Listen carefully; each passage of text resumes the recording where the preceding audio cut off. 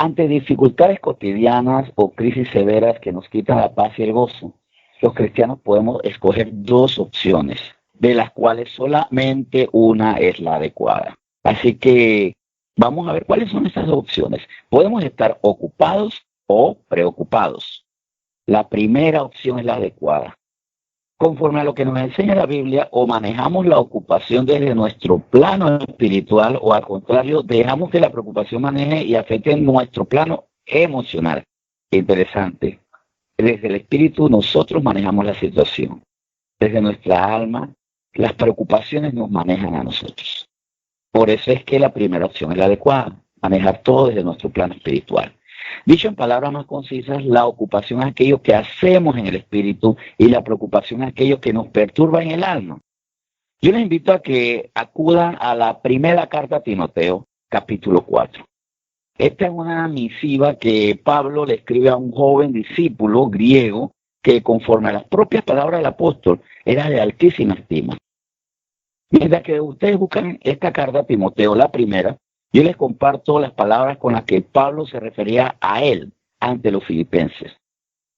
Él los recomendó en un momento dado con estas palabras: miren, espero en el Señor Jesús enviaros pronto a Timoteo para que yo también esté de buen ánimo al saber de vuestro estado.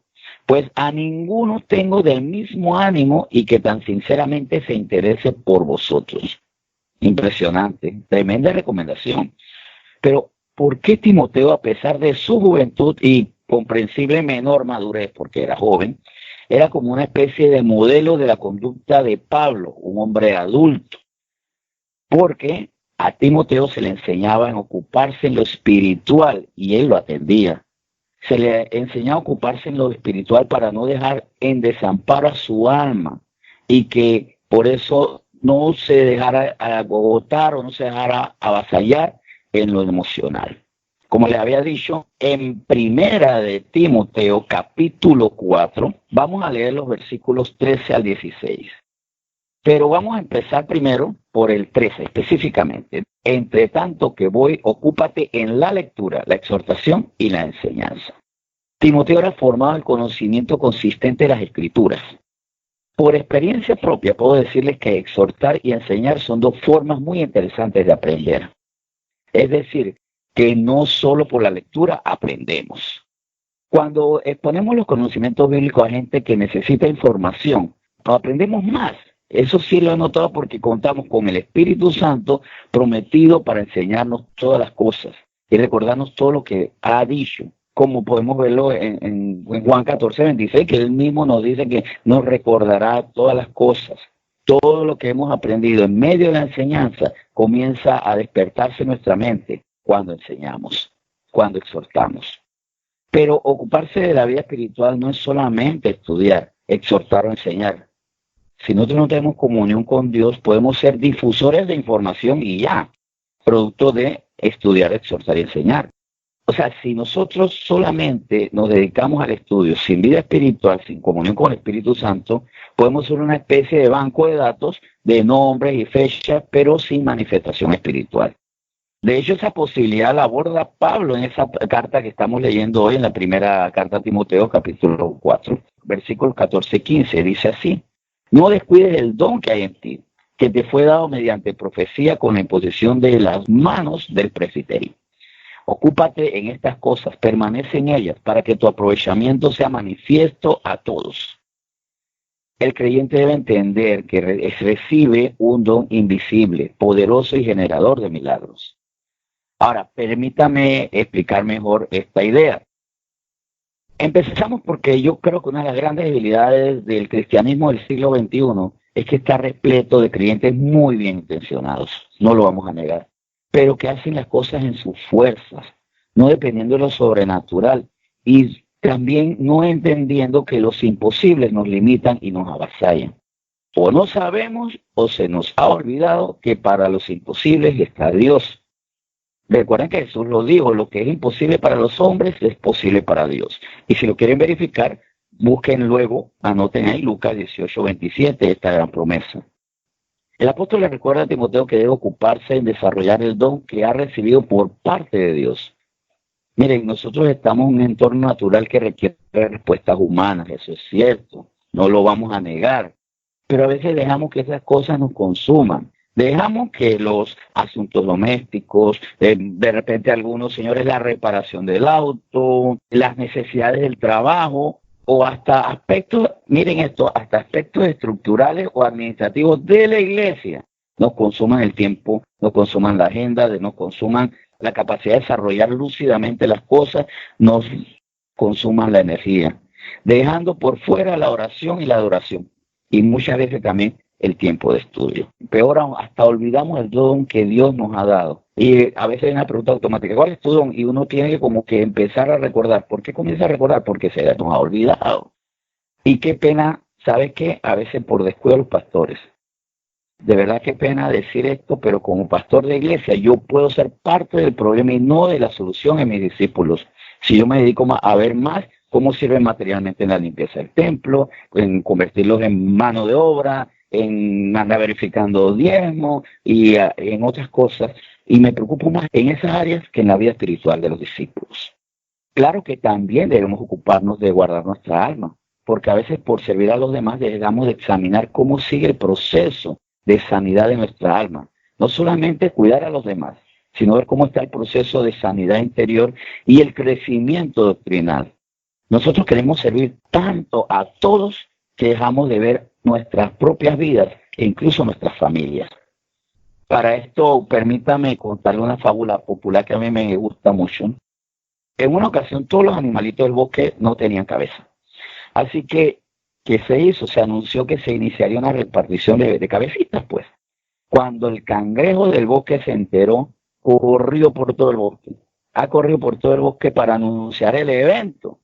Como él comenzó a anunciar el evento, entonces llegaron leones, tigres, camellos, cebras, armadillos, zarigüeyas, pajaritos, tortugas, imagínate ya caracoles en la fila, mosquitos, de todo el mundo quería cabeza, pues.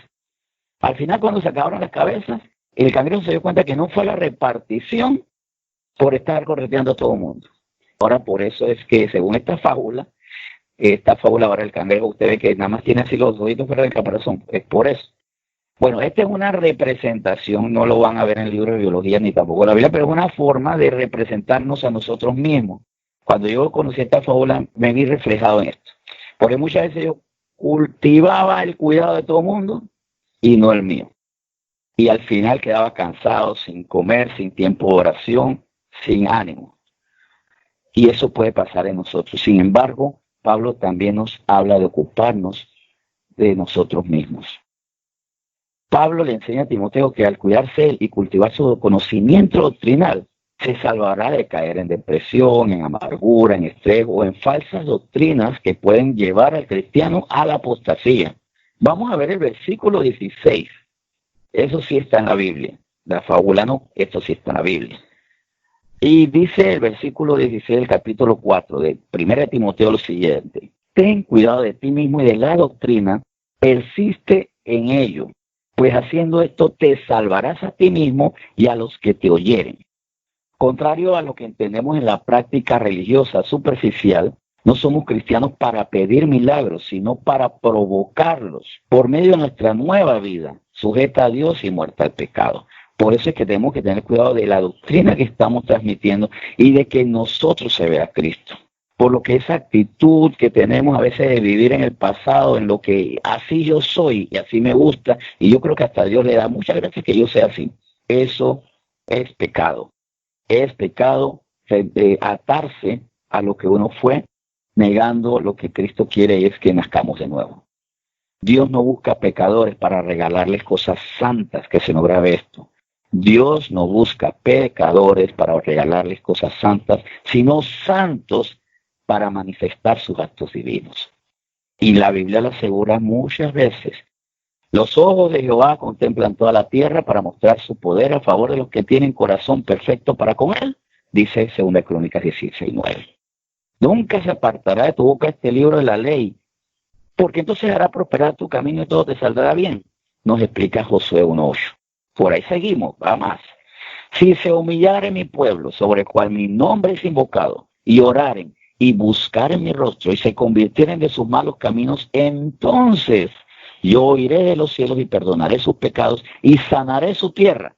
Nos dice 2 Crónicas 7:14. Vamos más, porque la palabra siempre nos reitera lo mismo. Si os volviereis a mí y guardareis mis mandamientos y los pusiereis por obra, os recogeré y os traeré al lugar que escogí para hacer habitar allí mi nombre. Allí concentré la enseñanza de Nehemías 1:9. Mas buscar primeramente el reino de Dios y su justicia, y todas estas cosas os serán añadidas, dice Mateo 6:33. Examinando estos versículos, de los que podemos sacar muchos más, donde Dios asegura que dará vida nueva y prolífica a los que viven en el pasado. ¿Dónde dice eso? O a los que habitan en su carnalidad. ¿Dónde dice eso? O peor aún, a los que siguen dando aliento a su maldad. En eso no tenemos que ocuparnos. Ocupémonos en alcanzar la estatura de Cristo y no nos preocupemos ni por los imposibles del mundo, ni nos dejemos atrapar por la cotidianidad o los negocios del mundo. Sigan haciendo lo que se hizo el sábado pasado, por ejemplo. Eso a mí me gustó mucho, pero con la actitud perfecta, bien apuntado. ¿Qué hicimos el sábado pasado? Entre muchas cosas, el ayuno por los jóvenes. Porque ante nuestras preocupaciones por el poco crecimiento de nuestros jóvenes, porque es una realidad, ¿en qué nos ocupamos? Nos ocupamos de ayunar y orar por ellos, de bendecirlos en nuestras plegarias y seguir instruyéndonos en la palabra de Dios, para no descuidar la doctrina y que los estatutos del Señor se conviertan en ley en nuestro corazón, para así alcanzar una verdadera transformación de nuestras vidas y testimonios de cuánto bien hace Dios en los que siguen sus mandatos. Sigamos en esa lucha espiritual, ocupémonos en que Cristo se vea en nosotros, porque, vuelvo y repito, estas manifestaciones sobrenaturales no se dan en los pecadores. ¿Dónde se dan las manifestaciones sobrenaturales? En los pecadores. ¿Dónde se dan estas manifestaciones? En los inconversos, en la brujería, en rituales satánicos, en la magia, en cosas que no son de Dios. Porque, por supuesto, las provee alguien que tiene poder sobrenatural y que no le interesa que nosotros seamos como Cristo. Ya saben de quién estamos hablando. Pero si nosotros queremos lo de Dios, tenemos que hacerlo conforme a la voluntad de Dios. Más que preocuparnos en qué comeremos y qué beberemos, es qué estoy entregando al Señor, de qué manera me estoy formando, estoy siendo similar al Hijo de Dios. Los de corazón perfecto son los que los ojos de Dios ven y le manifiesta su poder a favor de ellos. En eso tenemos que ocuparnos. Yo sé que estamos ante inquietudes, sabemos que Cristo viene. Sabemos que no queremos que se quede nadie. Es más, el cristiano que está ahora mismo abrumado porque se me va a quedar mi tía, se me va a quedar mi abuelo, se me va a quedar mi primo, se va a quedar Eustaquio, se va a quedar Filipino, quien sea de esa gente que usted estima mucho. De verdad, está bien sintonizado. Está bien sintonizado y vamos a dedicarnos a eso. Oremos mucho por la gente que nosotros queremos que sean ganados para Cristo, que por medio del arrepentimiento ganen esa salvación. Pero vamos a hacerlo ocupándonos del Espíritu y no preocupándonos en la regañadera, en la fustigación, en la carne. Más bien en la exhortación, en la enseñanza, en la educación nuestra para darle palabra pura, pero también esa comunión del Espíritu Santo para que el Señor nos use de forma sobrenatural. Con esto yo los exhorto a que sigamos así, no nos agobiemos emocionalmente, más bien gocémonos espiritualmente. Que las tribulaciones no nos quiten el gozo en el Espíritu. Y vamos a orar por eso, dándole gracias, porque eso es lo que el Señor quiere con nosotros. Que nos ocupemos en lo que tenemos que ocuparnos, en el aprendizaje, en enseñar a otros, en crecer en la comunión del Espíritu Santo, en no descuidar el don que hemos recibido. Recuerden hoy cuál es el don que yo he recibido, don de sanidad, o de enseñanza, de profecía, de misericordia, que he recibido yo, porque lo he descuidado tanto por estar atendiendo cosas que están en mi alma.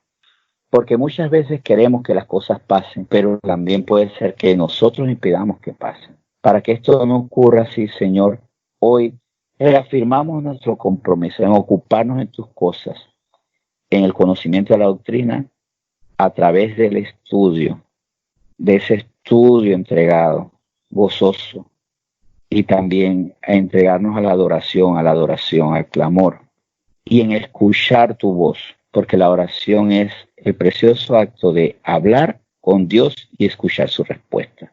Dediquémonos a esas cosas y al buscar y encontrar ese reino de Dios y su justicia, todas las cosas serán añadidas, incluso la salvación de los nuestros. Tú nos usarás como instrumento de salvación para ellos. Gracias por este tiempo tan especial. Te bendecimos en nombre de Jesús. Amén.